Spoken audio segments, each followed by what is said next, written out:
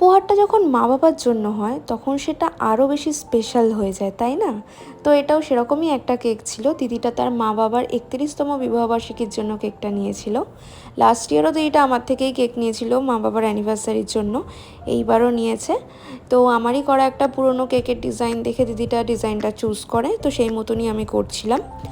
আমি কখনো spray colour use করে রোজ করিনি, এই কেকটাতেই ফার্স্ট টাইম করেছিলাম।